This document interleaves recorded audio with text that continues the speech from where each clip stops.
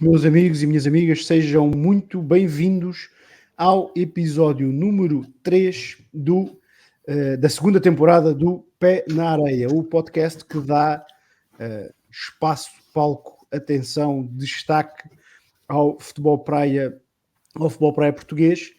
E hoje, neste terceiro episódio da segunda temporada, temos connosco um convidado de luxo, mas já lá vamos. Primeiro, antes que tudo, e naturalmente também é uma presença de luxo todas as semanas, o nosso amigo Diogo. Diogo, bem-vindo, boa noite. Olá, Xavier, boa noite e bem-vindos a todos isso. e a todas que por onde estão a ouvir e a ver. É isso mesmo, sejam muito bem-vindos, podem sempre acompanhar-nos pelos nossos Facebooks, pelos nossos Instagrams, estamos cá neste mais este episódio de Pé na Areia. Não vamos perder mais tempo. Quem acompanhou as stories, quem acompanhou as partilhas do dia de hoje, sabe perfeitamente o que os espera. Temos connosco uma pessoa que tem somente 351 internacionalizações, mais de 70 gols feitos, e estreou-se praticamente há meia dúzia de dias, no ano de 2008. É o nosso Bruno Torres. Torres, muito bem-vindo. Boa noite, obrigado pelo convite e antes de começar quero vos agradecer sinceramente, muito sinceramente, por tudo o que têm feito ao longo dos últimos tempos para divulgar a nossa modalidade que bem precisa. Têm feito um trabalho fenomenal e o vosso crescimento tem sido notório e espero que não pare por aqui. Agradecemos naturalmente, Diogo, Bruno, as palavras. É muito bom da nossa parte sentirmos o reconhecimento de quem está na modalidade, e é por percebermos exatamente isso, e foi por percebermos exatamente isso que podíamos de alguma forma influenciar positivamente aquilo que se faz no futebol praia português, que nasceu naturalmente esta ideia deste pé na areia. Começamos já, e aproveitando o facto de termos hoje no episódio, Torres, queres-nos explicar um bocadinho mais, é incontornável o tema do qual vamos falar, o motivo da retirada e se isso já estava de facto pensado ou foi alguma coisa que surgiu com pouco tempo de antecedência antes de tomares essa decisão? Então, não, já era algo que já estava definido há bastante tempo. Algo que ficou 100% consumado, ou quase 100% consumado na minha cabeça, a partir do momento em que nos qualificámos para o Campeonato do Mundo, porque isso aí era fundamental, obviamente. E quando digo quase 100%, porque após esse passo, dependia obviamente de uma convocatória final, e como fazer a minha parte e dar o meu melhor para continuar a ser a opção do selecionador. Felizmente isso aconteceu e é como eu digo, tive a felicidade de poder ser eu, entre aspas, a escolher o momento e acho que era a altura certa. Já não vou para novo, não é? Já faço 44 anos daqui a pouquíssimo tempo e apesar de toda a dedicação, o corpo começa a dar sinais que já eram evidentes. Obviamente que para muita gente eu ainda teria capacidade para dar continuidade. Eu próprio acredito que em parte pudesse realmente ser possível, mas o nível de exigência que eu sempre incuti a mim mesmo já não me permitia ficar satisfeito com aquilo que eu ainda conseguia fazer. E então eu nos últimos meses, no último ano e meio, comecei a clarear muito a minha cabeça para uma tomada de decisão que não foi difícil. O que foi difícil foi a consumação, isso sim foi. Claro. E agora que já passaram quase horas, não é? Mas alguns dias, algumas semanas depois da decisão, estás consciente, ou melhor, estás tranquilo com a decisão que tomaste? Tens a noção que foi a decisão que querias tomar, ou agora o bichinho está a incomodar outra vez um bocadinho? Não, neste momento não sei se daqui a uns tempos isso poderá acontecer. Agora era algo que eu tinha bem definido na minha cabeça, tanto é que eu já tinha agendado uma cirurgia para 4 dias após o Campeonato do Mundo, que já andava a adiar há 4, 5 anos, um problema que eu tinha, vários problemas que eu tinha no pé e que cada ano que passava o tornava cada vez mais deformado, digamos assim, devido a luxações, fraturas constantes. E então era algo que eu tinha bem definido na minha cabeça e neste momento é algo que não me, entre aspas, incomoda. Obviamente que sei que quando a bola começar a rolar na nova época ou quando voltar a ver os jogos da seleção na televisão, se calhar vai bater aquela saudade. Mas acima de tudo está um sentimento de consciência muito tranquila, não só por aquilo que fiz, mas também pela forma como o fiz.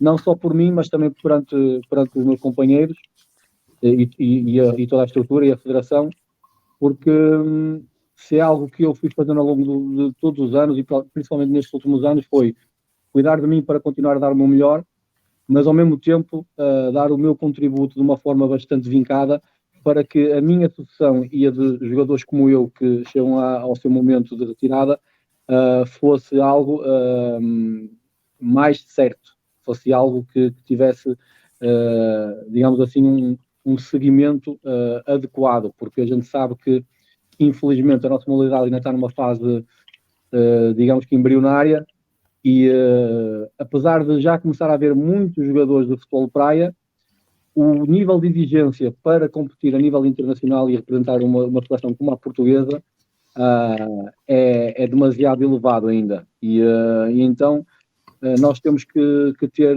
muito em atenção esta renovação. É muito importante a gente criar uma base sólida, principalmente criar uma base sólida, para que depois o próximo passo seja alargar essa base.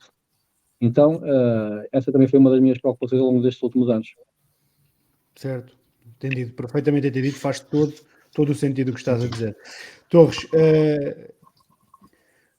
como é que, do que podes dizer, como é óbvio, ou do que entenderes que deves dizer, como é que reagiram os teus colegas de seleção quando souberam desse anúncio e já agora encadeando a pergunta, se o souberam muito tempo antes do anúncio ser público ou foi praticamente no mesmo momento? Não, a grande maioria, e depois acredito que, ou a maioria, porque se eu tive o cuidado, entre aspas, ou se tive a vontade de partilhar diretamente com alguns, eu sei perfeitamente que a mensagem foi passada para os outros, de uma forma muito natural. Obviamente que a forma como eu lhes transmitia a coisa fez com que, se calhar, a mensagem não extravasasse, porque havia uma coisa que eu falava muito com eles e tive cuidado de falar antes do Campeonato do Mundo começar, e eu deixei bem claro numa reunião de grupo em que eu lhes disse que eu não queria que aquele fosse o meu momento.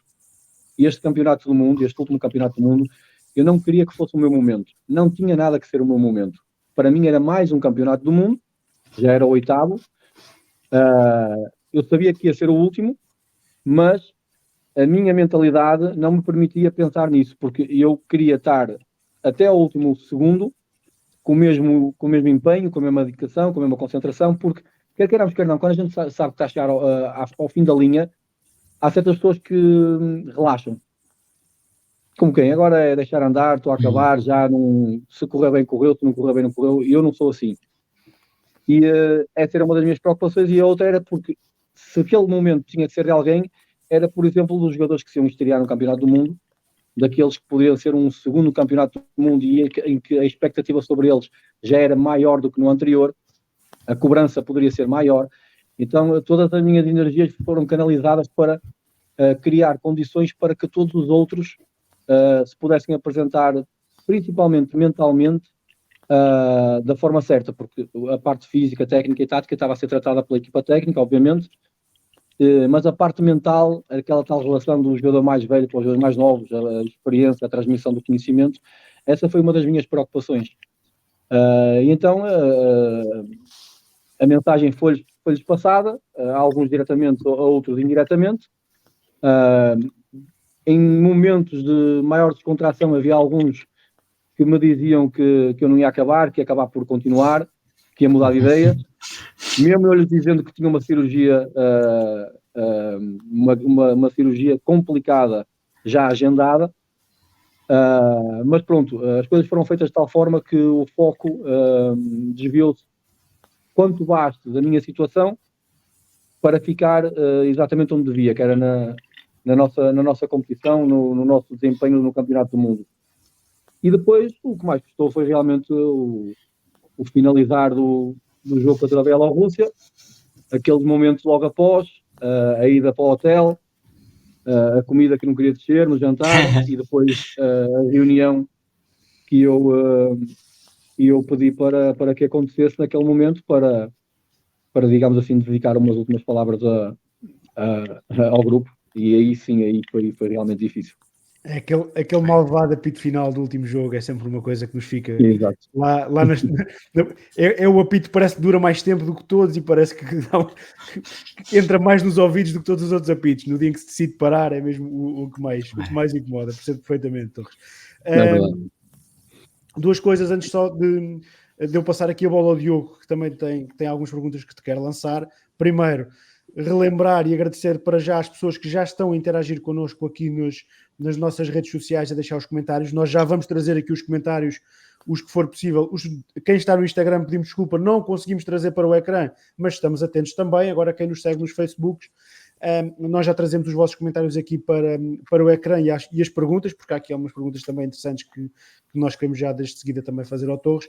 Antes de passar a bola para o Diogo, falaste há um bocadinho nesta exigência, nesta dificuldade que é ser de facto um jogador com patamar, com condições para representar uma seleção como a seleção portuguesa. E não propriamente, não querendo fazer a comparação entre quem é melhor e entre quem é pior, não é esse o objetivo da minha pergunta, é que diferenças é que encontras ao longo de todos os anos que estiveste na seleção entre o que é um atleta de futebol praia em 2023, 2024, do que era um atleta de futebol praia em 2008, 2009, quando iniciaste o teu percurso na seleção? Se é que as há, claro. Não, isso com certeza há.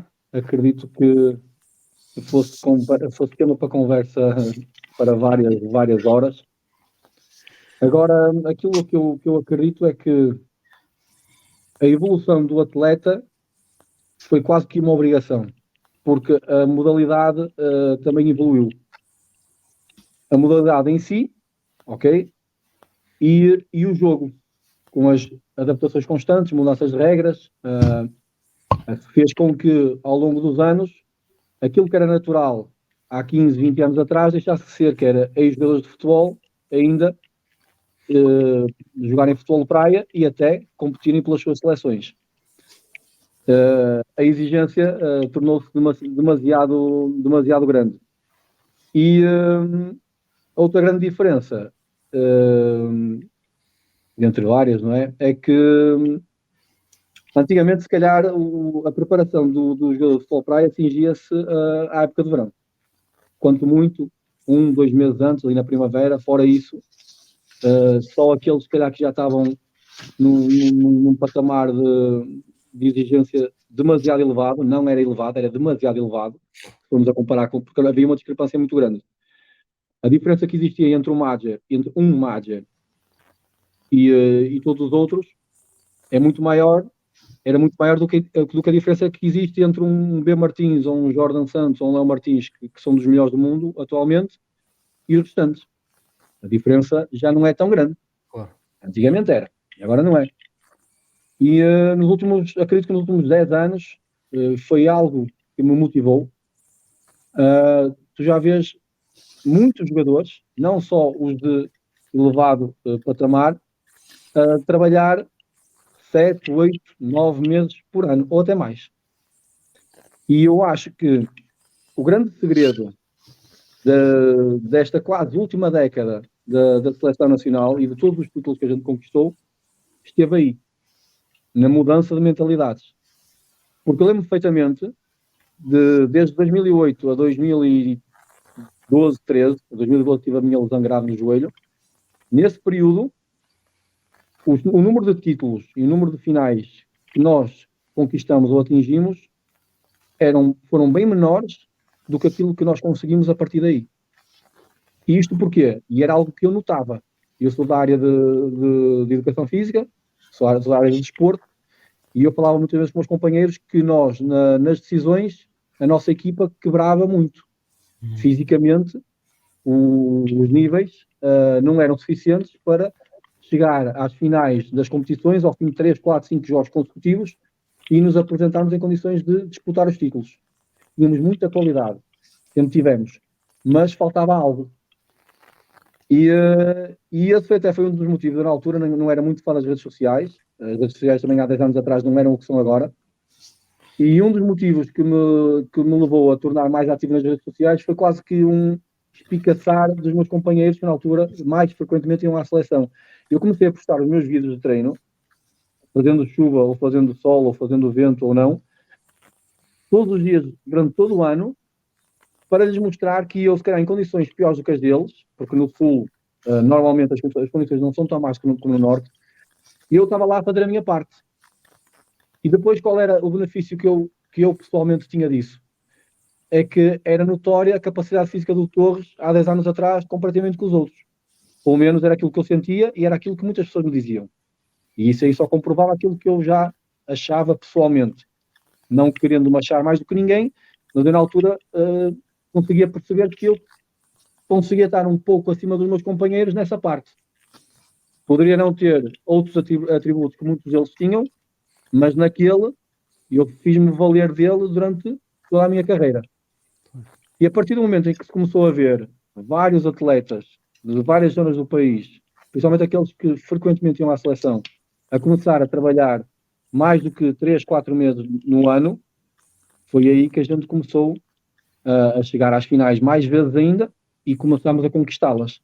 Obviamente que depois houve ali uma série de fatores ali num determinado período de tempo que também foram muito importantes e vou especificar, por exemplo, ali na altura de 2014 a 2016, 17, nós apanhamos na seleção jogadores de mundial ainda a render, Madja, Alain, e a eles juntaram-se de repente jogadores que já tinham muita qualidade, que mostravam que iam ser aquilo que são hoje, B, Léo, Jordan, e depois tínhamos ali o intermédio, que nunca foram top mundial, nunca foram melhores do mundo, se calhar nunca se perspectivou que viriam a ser, como se perspectivava no B, Léo e Norte, mas que se calhar a qualidade que tinham, a constância e aquilo que davam à equipa com a sua qualidade individual, técnica e tática, criaram ali uma seleção, e estou a falar de jogadores como o Bruno Novo, como o Zé Maria, como o Coimbra, uma série de jogadores, e estou-me a esquecer se calhar alguns, e peço desculpa por não me lembrar assim de repente, mas são jogadores que me vêm à cabeça facilmente e que imaginam que é juntar todo este grupo. Depois apareceu o Andrade, que na altura que apareceu a regra permitia potenciar ainda mais a grande qualidade que ele trouxe à seleção. Numa altura em que o Paulo Graça, que perspectivava que ia ter uma carreira tremenda e iria ser, se calhar, um dos históricos a nível mundial, teve que abandonar por causa de uma lesão no joelho. Mas nós, ali naquele momento, potenciou-se algo e juntou-se uma série de ingredientes que fizeram com que a gente realmente pudesse capitalizar no imediato tudo aquilo que estava a começar a ser construído na parte de preparação física, para que no futuro a gente continuasse a atingir as finais, mas a conquistá-las com mais frequência. E daí eu acredito que o grande segredo tenha estado, digamos, nessa gestão. Então a diferença entre o futebol praia de há 15 anos atrás e agora é basicamente esse. É claro que agora, se formos esmiuçar um bocadinho mais diversos temas, com certeza irei encontrar, porque a evolução do jogo também é proporcionada pela tecnologia, pelo facto de haver mais jogos a ser transmitidos, mais capacidade de análise de jogo, coisas que eu próprio noto, porque as ferramentas que estão ao meu dispor hoje em dia são totalmente diferentes daquelas que eu tinha, por exemplo, há 5 anos atrás, quando comecei a minha carreira de jogador-treinador, e eu pessoalmente já noto diferença naquilo que tinha há 5 anos, naquilo que tenho à minha disposição agora, e já noto uma evolução na minha capacidade de analisar os jogos que não tinha antigamente. Então, há aqui uma série de fatores que fazem com que várias diferenças se possam encontrar entre aquilo que era e aquilo que é o futebol praia hoje em dia. Claro,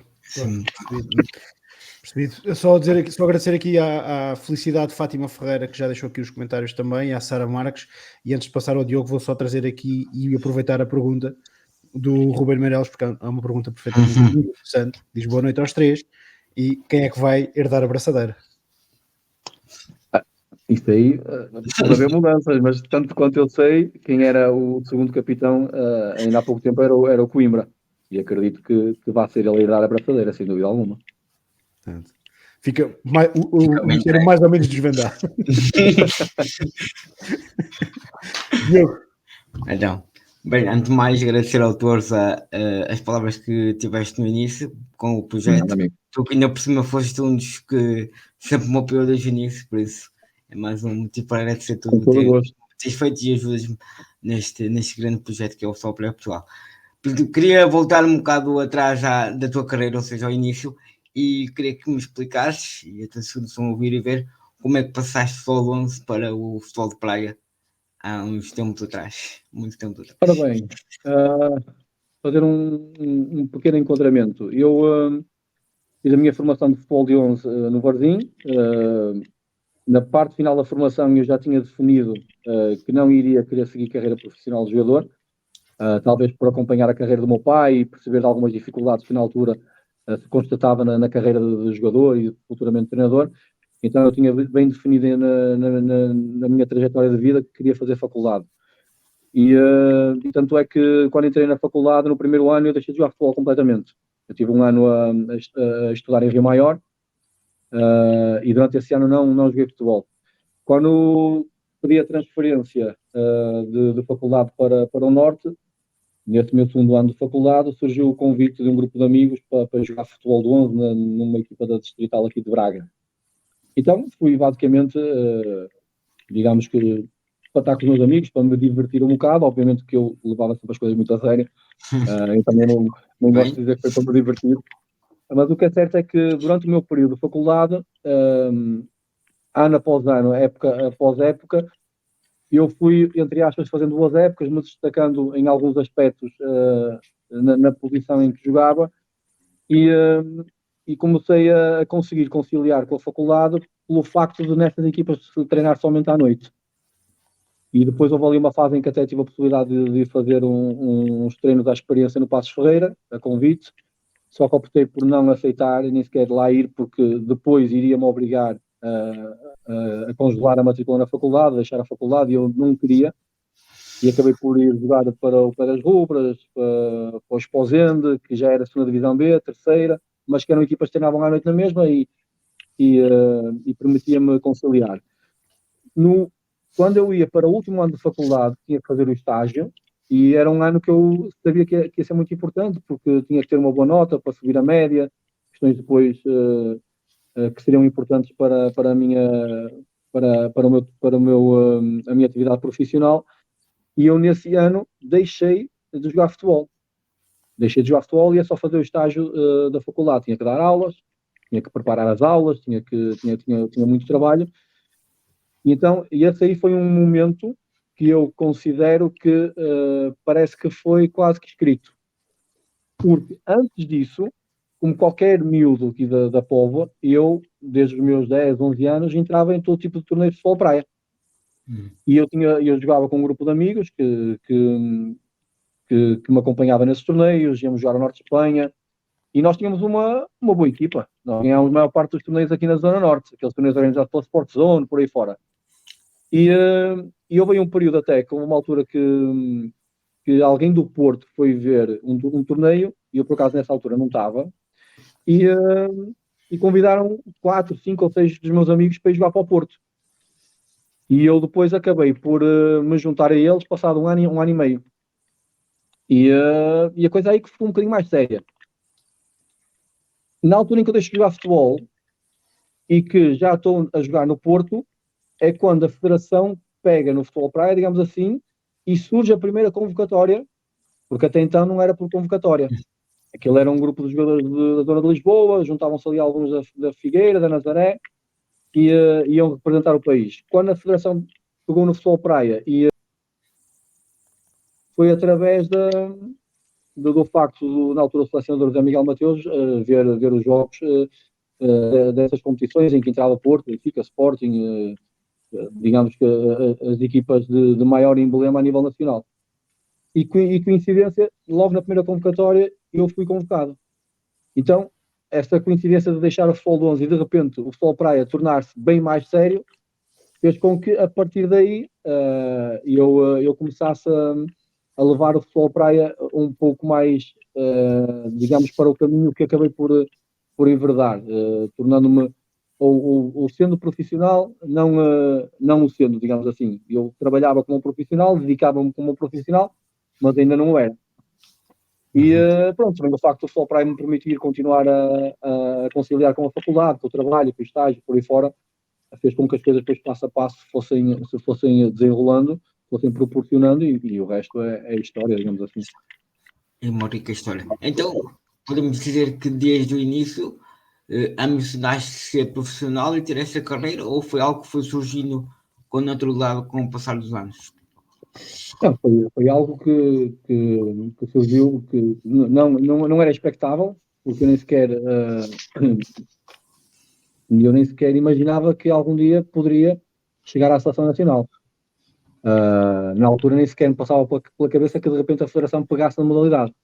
Eu até então via os modelitos da Figueira da Foz, via-os na televisão, e obviamente, como era um apaixonado pela modalidade e jogava futebol para os meus amigos, e até tinha algum jeito, eu e eles, para a modalidade, obviamente que, como qualquer adolescente ou como qualquer criança, tinha o sonho de poder jogar num estádio daquele, cheio, aquele ambiente fantástico. Obviamente que depois, passo a passo, a partir do momento em que cheguei à seleção e naqueles 3, 4, 5 primeiros anos, obviamente que depois comecei a definir metas cada vez mais ambiciosas e a partir de dada altura comecei a constatar que, tendo em conta a evolução da modalidade, e isso aí já foi depois de 2015, tendo em conta a evolução da modalidade e o facto da Federação estar a apostar cada vez mais, aí sim, se calhar começou a passar pela cabeça o facto de poder vir a me tornar profissional. Coisa que felizmente acabou por acontecer, não só por me ter dedicado nos últimos anos só ao futebol praia, mas também pelo facto de realmente ter tido um contrato profissional, coisa que é quase única em Portugal. Só eu e mais 3 jogadores, tanto quanto eu sei, é que tiveram um contrato realmente profissional na modalidade. E pronto, foi algo que depois, com naturalidade, se foi desenvolvendo. Agora, voltando só um bocado atrás ao que falamos há um bocado, falaste que começaste a publicar os seus treinos nas redes sociais para também dar a entender o que é que fazias, para te motivar os teus colegas de seleção. Sentes que agora, o que é que sentes agora ao ver os outros profissionais da modalidade, ou mesmo semi-profissionais, a fazer o mesmo? Sentes que foste um impulsionador desse trabalho, desses treinos extra-verão? Assim, eu acredito que possa ter sido, digamos que um exemplo para alguns deles. Se fui para muitos, isso aí eu jamais, se calhar, poderei ter a real percepção, e também não me cabe a mim estar agora a avaliar a situação nesse sentido.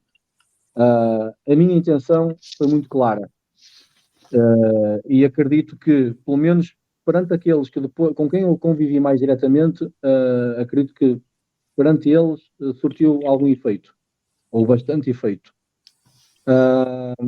Se depois, a partir daí, isto se tornou numa bola de neve, isso foi graças ao Torres e a mais alguns, não sei. Se assim foi, só me deixa feliz. Agora, a verdade é que aquilo que começou por ser algo para motivar os outros, foi algo que depois serviu para me motivar ano após ano. Porque é queiramos, quer não, a gente quando se torna exemplo, nem que seja para uma pessoa, a gente depois não quer defraudar a expectativa dessa pessoa. E a gente faz de tudo para continuar a ser exemplo. Então, eu costumo dizer muito isto. O criar admiração em alguém acaba por ser um catalisador tremendo para que no nosso dia-a-dia a gente continue a fazer aquilo que faz, continue a trilhar o nosso caminho da forma que o tem feito, mesmo naqueles dias em que se calhar a motivação não é a maior, em que se calhar és lá para fora e está a chover muito, e que está muito frio, e que se calhar não estás sozinho, porque eu durante muitos e muitos anos treinei sozinho. Havia alturas em que era eu e uma parede. E até nisso acabei por ter sorte, porque depois, ao fim de alguns anos, comecei a ter companhia permanentemente. Foi difícil para essas pessoas, se calhar, num primeiro instante, me acompanharem, serem abnegados como eu era, mas a verdade é que alguns deles tiveram essa capacidade. Foram, digamos que, valentes. E hoje em dia fazem-no de forma muito natural e sentem falta se não o fizerem. E às vezes fazem sozinhos, sem estar presentes. Exatamente. Isso também é muito importante. É isso. Xavier, lança aí as tuas questões de novo tema. É agora. Torres, durante a estreia já nos falaste um bocadinho como é que ela apareceu, a tua estreia na Seleção Nacional. Tiveste com certeza muitos momentos que te marcaram ao longo de tanto tempo, e vou fazer a pergunta óbvia, vou começar pelo melhor. Qual foi o momento positivo mais alto que te marcou na seleção? Qual foi o momento de maior felicidade ao serviço da seleção? Claro. É complicado. Poderia dizer que a primeira internacionalização foi se calhar, poderia ser um momento especial. Foi, mas obviamente nas circunstâncias em que foi, num torneio particular, num pavilhão que não estava cheio, pronto, o ambiente não era aquele ambiente de um mundialito ou de um campeonato do mundo. Então se calhar a primeira internacionalização foi especial, mas não foi tão especial quanto poderia ser se tivesse sido num desses ambientes, por exemplo. Depois tem aquela que o primeiro mundialito para mim é algo que se eu quiser recuar bem atrás para procurar uma memória marcante, o primeiro mundialito é sem dúvida alguma um deles. Porquê? Porque foi a ver mundialitos que eu criei, se calhar, o sonho de poder um dia lá chegar. Ainda por cima, o mundialito tinha a atmosfera que vocês sabem que tinha. Disputámos um jogo contra o Brasil, tínhamos acabado de perder uma meia-final a segundos do fim no Campeonato do Mundo em Marselha, 5-4 contra eles, e passado um mês e meio, tivemos a nossa desforra ganhando ao Brasil. Naquela altura era muito mais difícil, com o devido respeito, e eles, têm muitos amigos do Brasil e companheiros que jogam lá na seleção, com certeza percebem aquilo que eu estou a dizer. A diferença que existia antigamente entre o Brasil e as outras é muito maior do que a que existe agora, fruto da evolução da modalidade e do facto dos outros países conseguirem subir de graus. Então aquele momento também foi, sem dúvida alguma, muito, muito, muito especial para mim. E depois, obviamente, o Campeonato do Mundo, em casa, pelo facto de ser em casa, o Campeonato do Mundo no Paraguai, que em parte foi mais especial do que o 2015, porque eu pude disputar a final, coisa que não pude, infelizmente, no 2015. Então esses acabam por ser, se calhar, momentos que, se calhar, saltam um pouquinho mais à vista na minha memória e que posso considerar como, se calhar, os mais importantes. Veio aqui um flashback mesmo daqueles grandes dos mundialitos, porque provavelmente foram, para a nossa geração, foram provavelmente o primeiro contacto que qualquer um de nós teve com... Quem não foi praticante, quem era mero adepto, o primeiro contacto que teve com futebol praia era de facto os mundialitos, porque parava tudo para assistir. É verdade. Lá está, o estádio, o local, como quisermos chamar, estava completamente sempre à pinha. Até hoje, quando falamos em bola 7, relembramos logo sempre dos mundialitos diretamente, é impossível não fazer. E era isso, parávamos porque ia jogar Portugal no futebol praia. E acho que isso foi um sentimento muito, muito engraçado e foi de facto algo que ajudou a puxar, a criar esta ligação com a modalidade que temos, que faz todo o sentido, considerando o país que temos, as condições que temos para a prática do futebol praia, o potencial que ainda está por desbravar, faz todo o sentido esta ligação que temos com o futebol praia, mas acho que não estou aqui a cometer a ser demasiado injusto quando digo que foi provavelmente dos primeiros contactos que tivemos, eram os mundialitos da Figueira da Foz, que claramente nos todos colados de olhos no ecrã, e os da Praia da Rocha também, nos punham ali de olhos colados no ecrã, à espera do próximo jogo, à espera de ver, como tu disseste, aquelas gerações que se encontravam ali todos aquelas gerações que se encontravam ali todas entre os super craques, o Major a começar, andavam lá ainda, o Major era novo a começar a modalidade também, mas já era isso, já víamos ali, era o Major e o Alan e o Major, sempre a fazerem ali, a causar o caos nas defesas adversárias, e acho que foi de facto bem a primeira vez que começámos todos a sentir um bocadinho isso. É natural não fugirmos isto agora também, qual foi o maior ou o pior momento, aquele murro no estômago que até hoje ainda chateia aí um bocadinho ao serviço da seleção. Epá, olha, houve um murro no estômago, que é assim, tentar-me explicar da melhor maneira possível. A gente às vezes costuma dizer que se sofre mais na bancada do que no campo, quando a gente está de fora por lesão, por castigo, o que é que seja. E um valente murro no estômago que eu levei foi a não qualificação para o Campeonato do Mundo de 2013. Eu estava sentadinho no sofá, tinha tido aquela lesão gravíssima no joelho, e estava sentado no sofá, a torcer pelos meus companheiros, e a não qualificação foi, se calhar, um dos murros no estômago mais fortes que eu senti. Também pelo sentimento de impotência, por querer estar lá a ajudar. Não sei se faria diferença, não sei se nos qualificaríamos, isso aí será sempre uma incógnita, mas foi, se calhar, um dos murros no estômago mais fortes que eu possa ter sentido. Obviamente que finais perdidas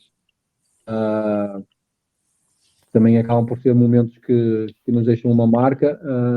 A minha não ida também às Olimpíadas em Minsk também foi algo que me deixou uma marca bem visível durante alguns tempos, mas que felizmente consegui superar. E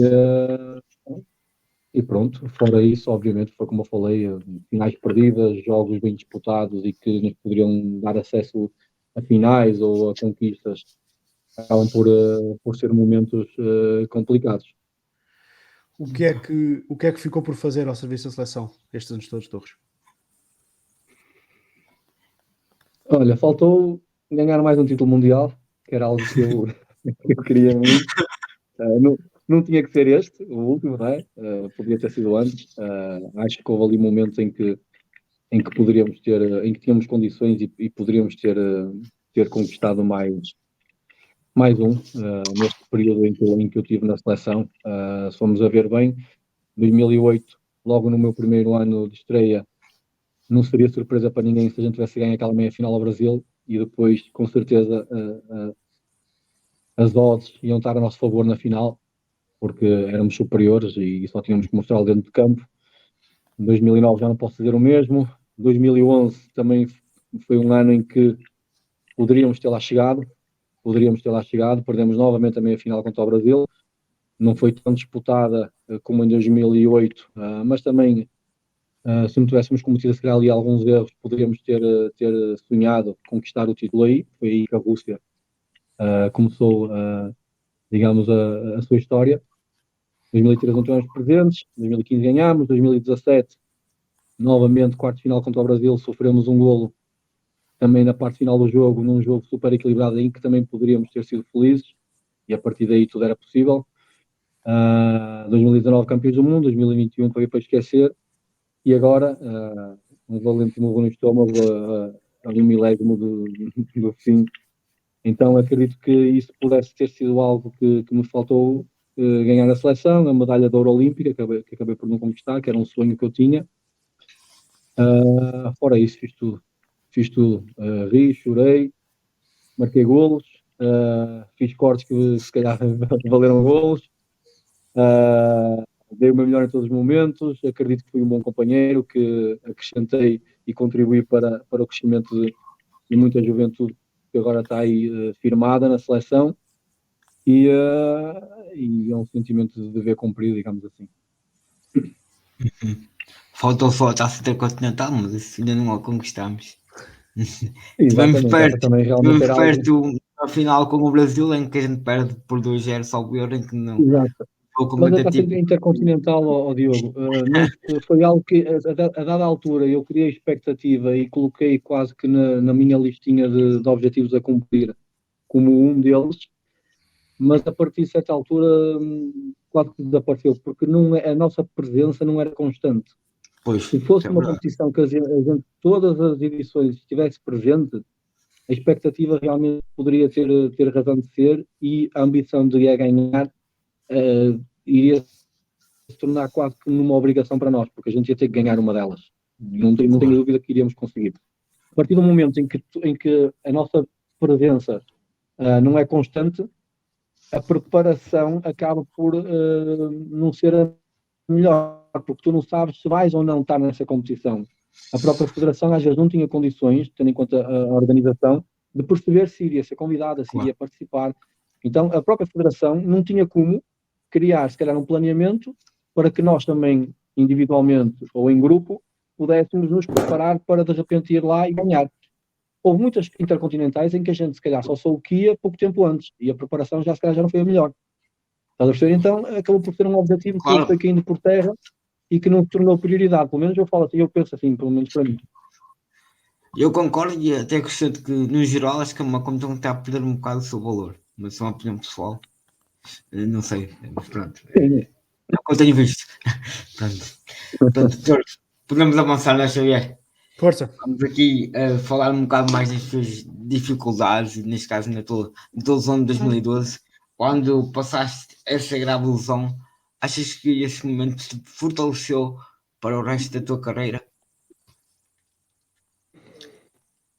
Sem dúvida alguma. Foi algo que me testou e me fez dar um passo em frente.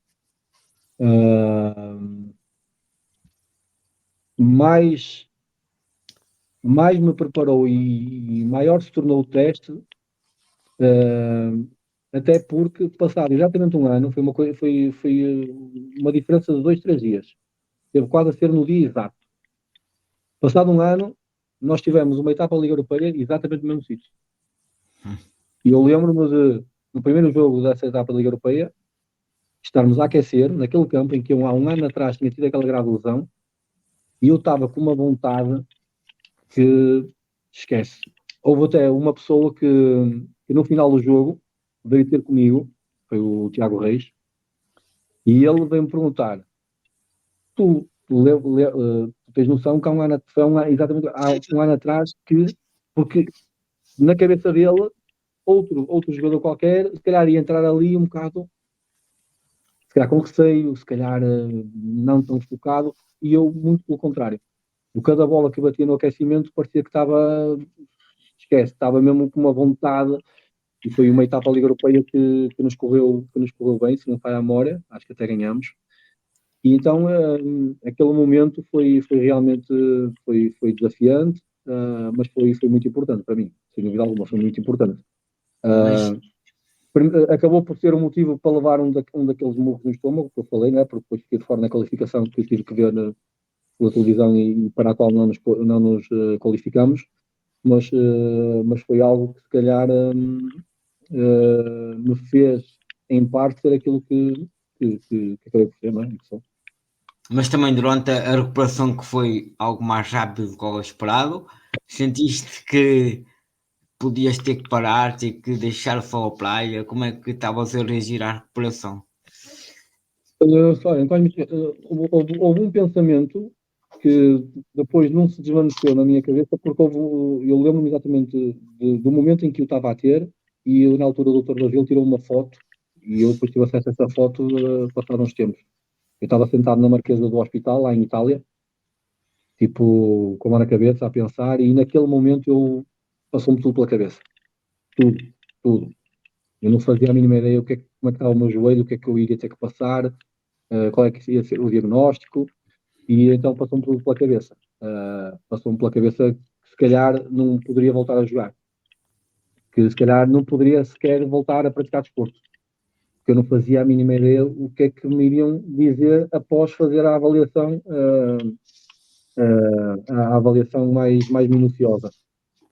O que é certo é que, a partir do momento em que definiram, em que diagnosticaram e foi definido uma estratégia de recuperação, na minha cabeça estava o facto de querer recuperar o mais rápido possível e regressar o quanto antes. E realmente naquela altura aquilo que era para ser feito em 3, 4 meses, eu ao fim de mês e meio estava a jogar. Não estava a começar, estava a jogar. E pronto, foi algo se calhar que me marcou também, que se calhar criou uma expectativa demasiado elevada em tudo o que se passou ali para a frente, porque qualquer coisa que o Torres tinha, qualquer lesão que o Torres tinha, não é nada. Para quem já passou o que passou, para quem fez o que fez, É no Torres não conta. É no Torres não conta. É o que os meus colegas dizem. O Torres, passado uns tempos, jogou com os dedos partidos, o Torres não conta. O Torres aguenta. Pronto. Isso aí acabou por ser, se calhar, algo que foi uma mochila pesada que eu pus às minhas costas e que tive que carregar durante muito tempo. Mas foi algo que me foi motivando. E que, por um lado, foi bom, mas por outro, acredito que não tenha sido tão bom. Não digo que foi mau, mas não foi tão bom, porque eu, em parte, sempre fui, em muitas ocasiões, fui muito inconsciente na forma como lidava com as minhas lesões. Eu atirava-me de cabeça, eu não queria saber das consequências, eu queria recuperar rápido e queimava etapas e fazia coisas, se calhar, que não devia. Obviamente que tinha sempre a opinião de quem me acompanhava, médicos, fisioterapeutas, mas eu assumia os meus riscos. E alguns deles, se calhar, foram inconscientes. E, felizmente, na maioria das vezes, não saía a perder, entre aspas. Em alguns deles, saía a perder, mas não, se calhar, de uma forma irreversível, mas que poderei me arrepender, se calhar, daqui a alguns anos, quando for mais velhinho, porque esta questão do pé, por exemplo, foi algo que, para muita gente, é surreal, a forma como eu joguei os últimos 5 anos. E acho que só quem esteve comigo e quem se calhar viu os raios-x e as ressonâncias que eu fui fazendo é que tem real noção daquilo que eu fui fazendo ao longo desses anos, mas a gente quando faz por gosto não pode pensar, digamos assim, não é? Aqui é só mais uma questão em relação a esse tema. Então, acho que já sei qual é a resposta, mas não te arrependes de nada do que fizeste, mesmo contra a lesão e a recuperação. Se não te arrependes, neste momento, no dia de hoje, mesmo tendo sido operado há quase 3 semanas, mesmo sabendo que vou ter pela frente, se calhar aqui mais um desafio aliciante, digamos assim, neste momento não me arrependo de nada, porque acho que saí bem mais a ganhar do que a perder. Principalmente por aquilo que não tanto pelo que conquistei a nível de troféus, a nível de número de internacionalizações, mas pela marca que deixei no coração e na cabeça das pessoas com quem privei ao longo destes anos.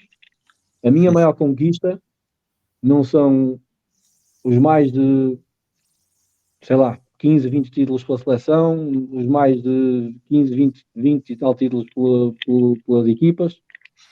A minha maior conquista foi a imagem que eu criei e as amizades que fiz, basicamente.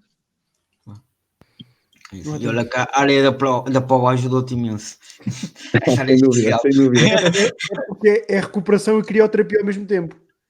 Dá para fazer tudo. Ali, aquela areia primeiro, aquela terra é quase até ao joelho.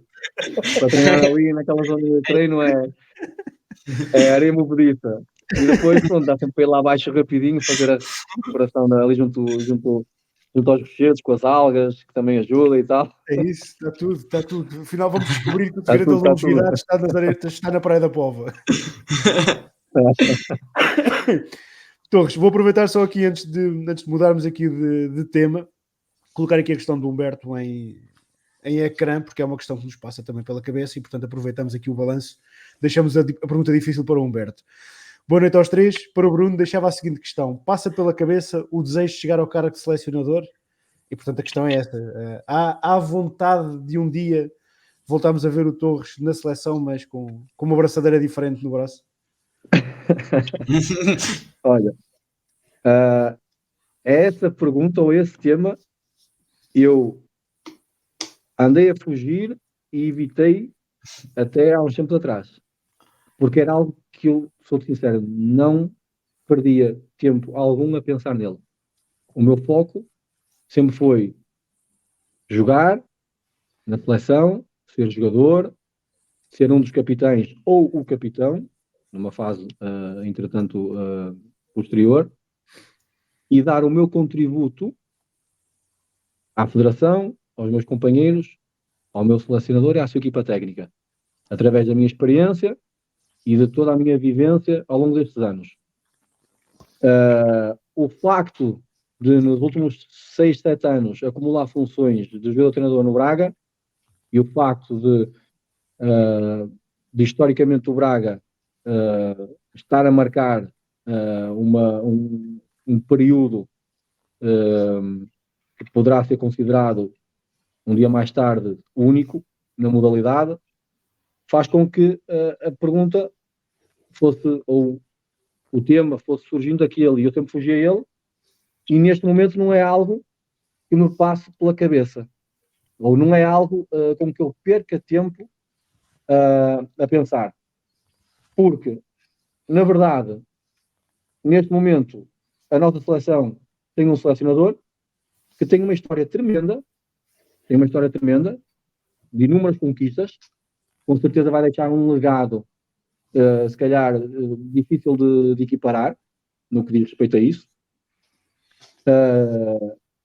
E o meu foco neste momento está naquilo que está, digamos que ao meu alcance, que está sob o meu controle, e é me dedicar agora ao clube,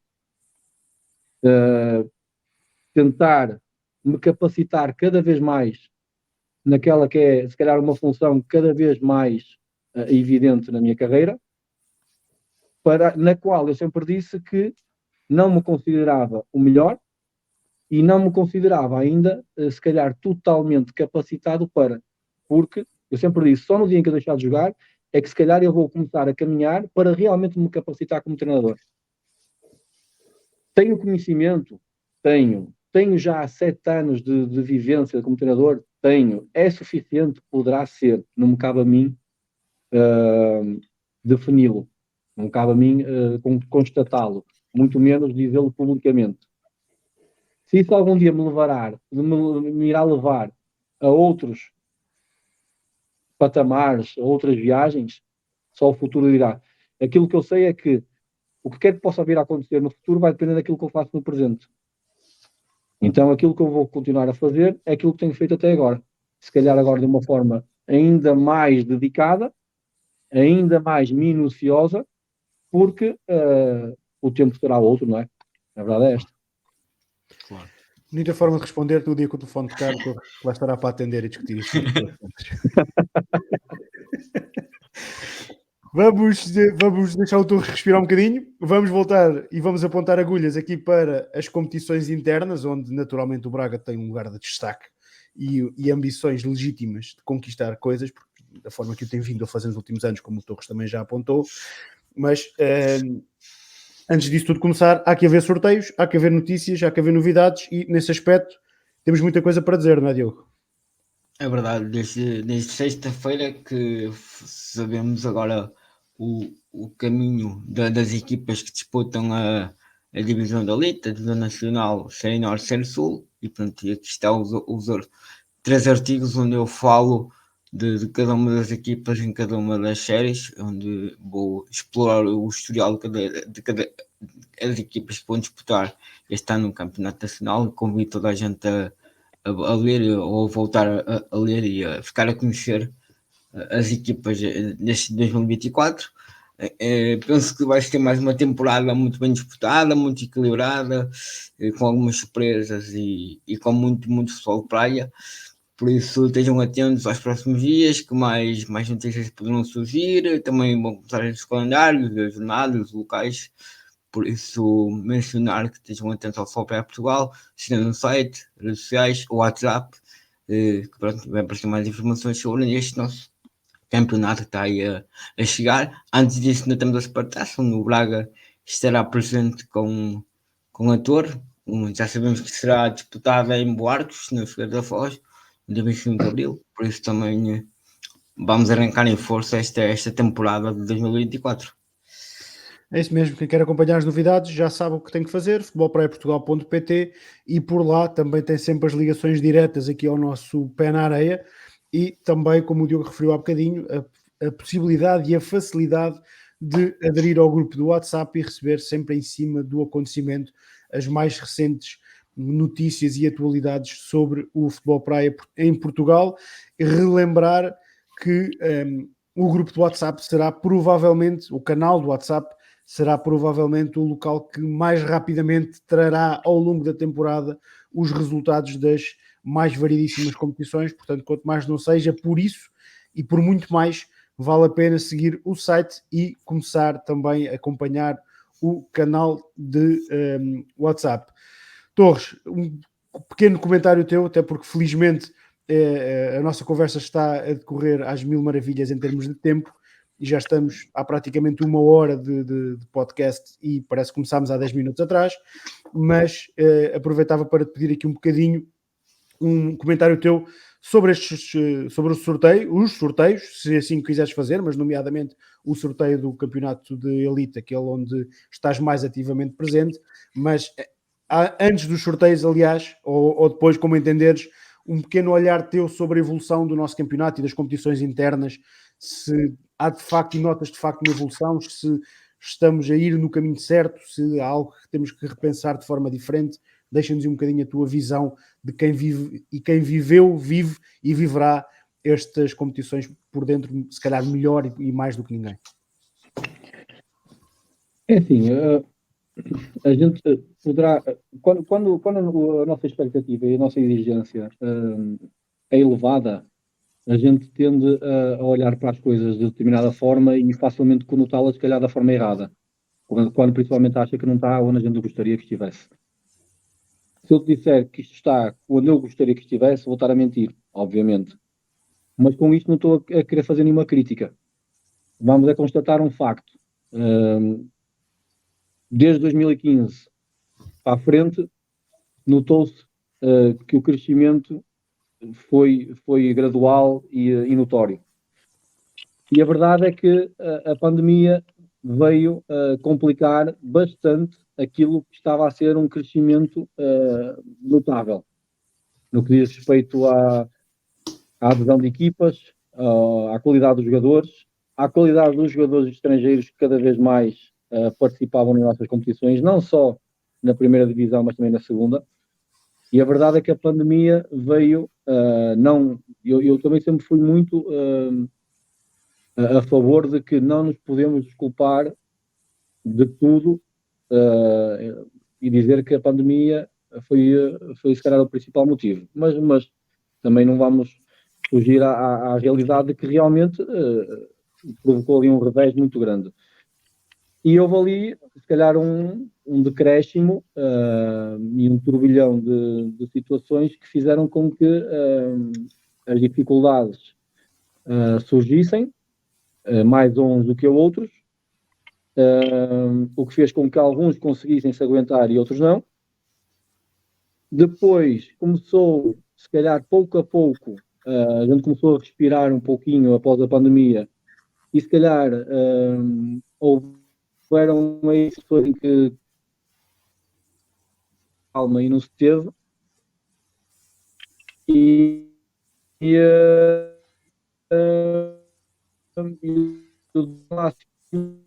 já não foi aquilo que nós fomos.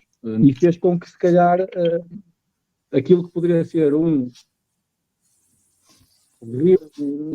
reconstrução pós-pandemia voltasse a sofrer ali outra vez um interregnozinho que fez com que se calhar a forma como olhavam para a nossa modalidade deixasse mais uma vez de ser que deveria e aquela que se calhar nós merecíamos. Eu acredito que está um plano bem definido na cabeça de quem manda, digamos assim, de quem coordena, de quem faz as regras, entre aspas, não é? Sabendo que nunca poderá fazê-lo sozinho e como se fosse uma ditadura, não é? Acredito que as coisas bem definidas, acredito que o plano está bem idealizado e que nós agora temos é que ter um bocado de paciência e cada um continuar a fazer a sua parte, pensando essencialmente no desenvolvimento da modalidade e acreditando que o caminho é este, para que realmente a gente possa voltar a colocar, se calhar, o nosso campeonato e o nosso país num lugar onde deveria estar. Porque nós somos a seleção que temos o histórico que temos a nível de seleção e até de clubes, mesmo a nível internacional. Não tem lógica nenhuma o nosso campeonato não ser um dos melhores da Europa e um dos melhores do mundo.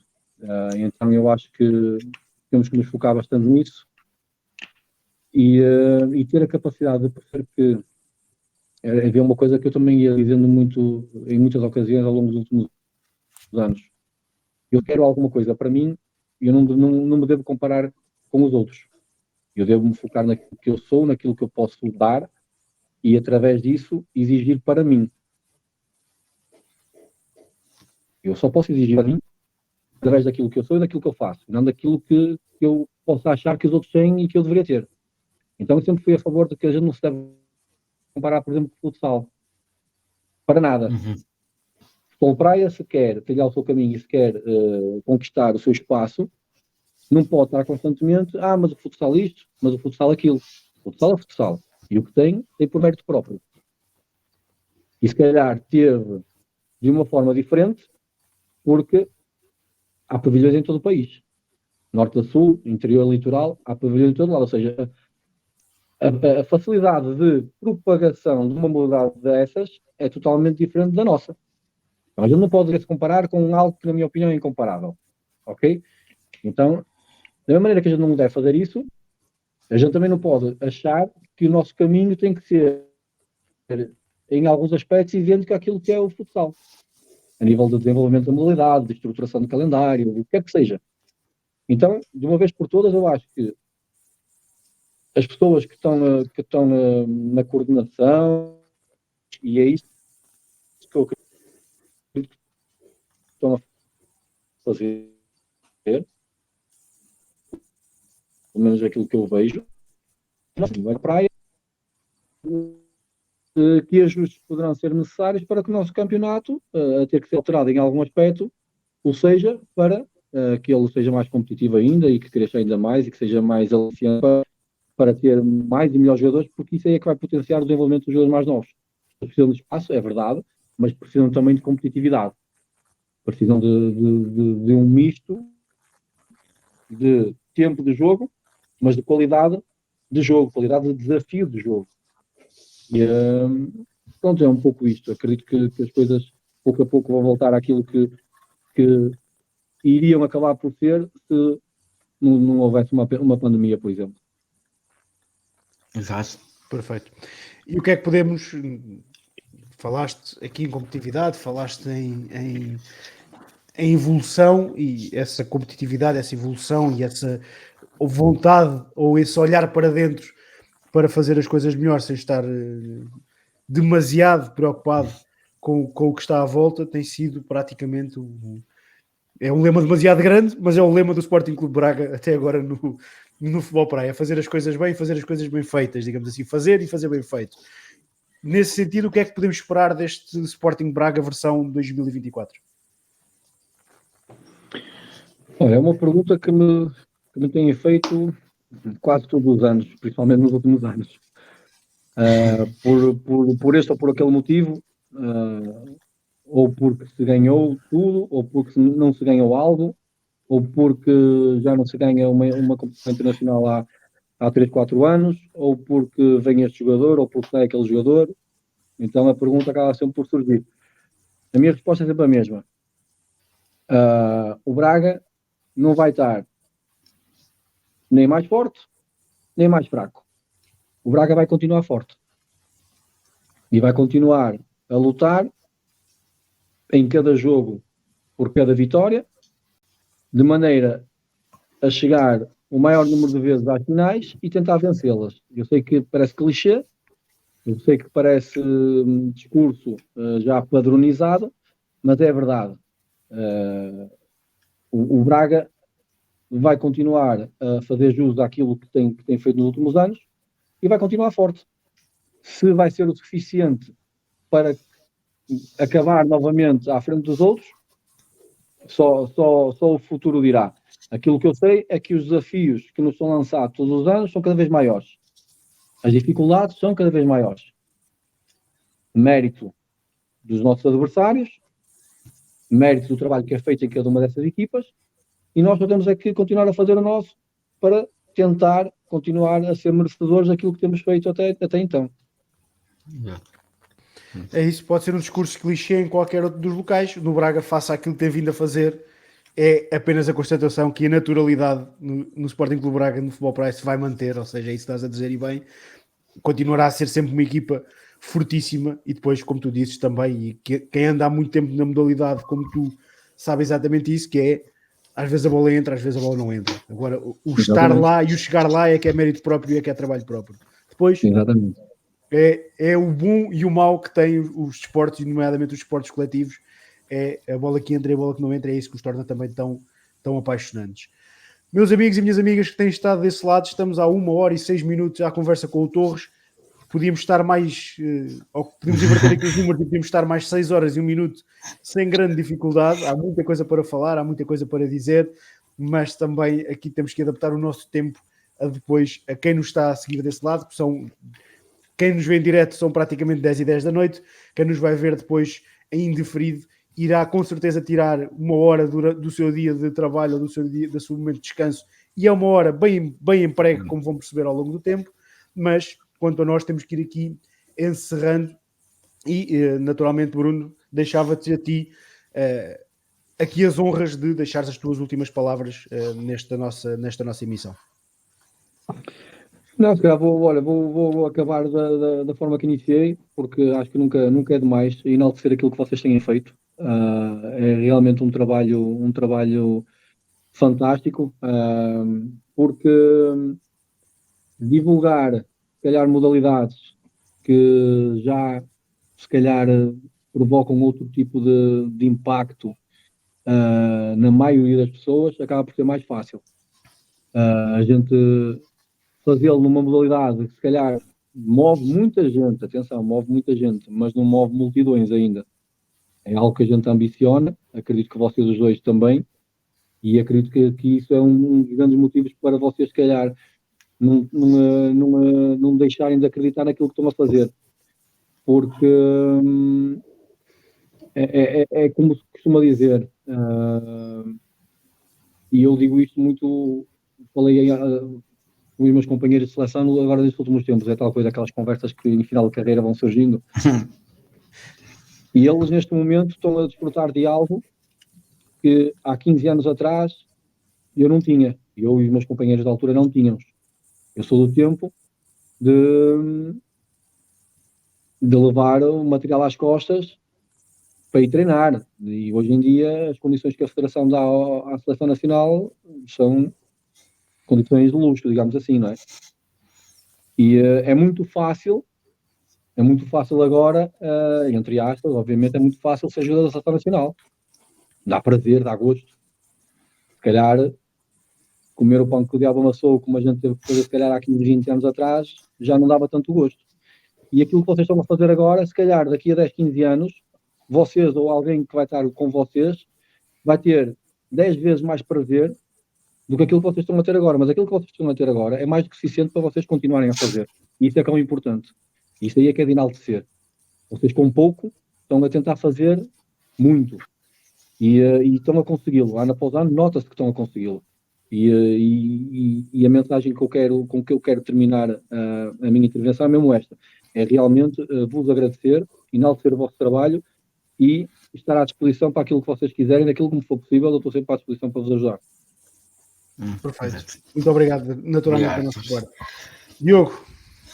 Mais uma vez, agradecer ao todos a presença, ter aceito este convite e estas palavras que são sempre motivadoras para o futuro, apesar das dificuldades que vamos enfrentando, que é sempre complicado ano após ano fazer mais melhor com os recursos que temos, mas também a motivação é grande e queremos levar para a frente isto que, mas eu me falo já tenho 10 anos de futebol pré-popular, parece que foi ontem que iniciei esta brincadeira que pensei que ia terminar ao fim de 2 anos e já me deixo. Por isso, obrigado a todos pela tua presença, por esta 1 hora de episódio e estamos aí para a luta e espero ver-te no Areal, de perto, na televisão, como sabes, e pronto. Viu, mais uma vez, obrigado. Vai ver, amigo. Obrigado, eu. É isso, a vocês que estiveram desse lado, o nosso muito, muito obrigado por terem estado connosco durante esta hora e 11 minutos. Ao Torres, o nosso profundo agradecimento pela presença e o natural e sincero obrigado pelas palavras. Estamos orgulhosamente teimosos a querer levar o futebol para a frente e a podermos daqui a uns anos dizermos exatamente isso. Agora com televisões e é muito fácil. Quando nós fazíamos no computador as emissões à noite durante a semana é que era difícil. E estaremos cá para isso, Torres. Mais uma vez, muito obrigado. Termino da forma que acho que terminei a última edição quando falámos sobre ti. Termino da mesma maneira. Vou ter o privilégio de dizer ao meu filho que estive à conversa com o Torres e sempre que precisar de dar um exemplo de capitão onde quer que seja que eu esteja, é muito fácil, é olhar para aquilo que o Torres fez e faz ao longo destes anos todos de carreira. Por isso, o meu muito sincero obrigado a todos os que estão desse lado. Muito, muito obrigado. Fiquem por aí, voltem nos nossos próximos episódios de Pé na Areia. Até lá, subscrevam-nos, deem estrelinhas e acompanhem tudo no futebolpraiaportugal.pt.